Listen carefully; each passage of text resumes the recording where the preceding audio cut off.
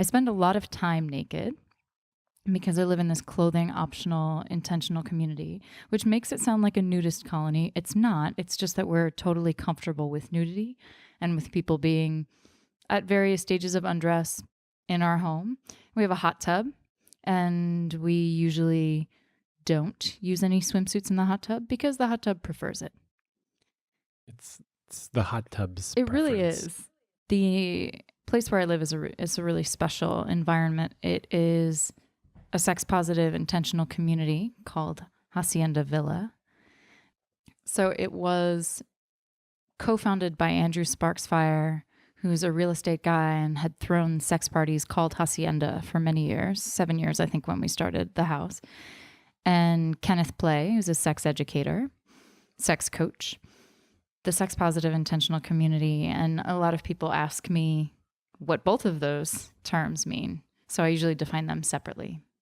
Sex positivity to me is a celebration of all sexual acts and relationship styles and structures between consenting adults.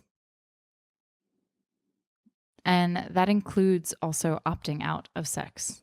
So asexuality and demisexuality are included on that spectrum and are to be respected and celebrated as the choices that people want to make. It is a celebration of the choices that people make regarding their sexuality, but it's predicated upon honesty. So knowing yourself, knowing your desires, communication, being able to tell other people what they are, asking for what you want, and mutual respect. Having a non-consensually, non-monogamous relationship is not sex positive. Right. Or as Dixie said in my most recent episode, she's like, no, that's not sex positive. You're positive you had sex. You know? It's cheating. Non-consensual, non-monogamy. Yes, she wasn't actually talking about that topic. But I think what's important about sex positivity is the celebration of a myriad and also ever evolving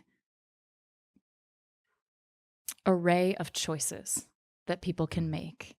And also what I find implicit in it is the sense that it will evolve throughout our lifetime.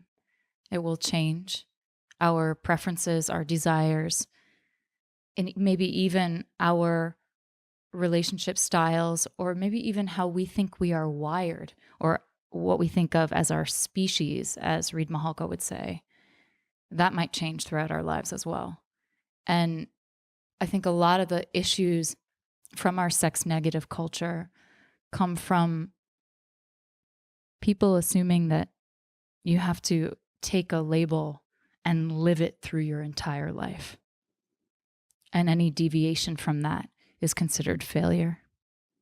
It's really detrimental to our romantic lives and our sexual lives and our sense of being right with our souls, I think. So sex positivity. And then intentional community. There's a lot of unintentional community in New York.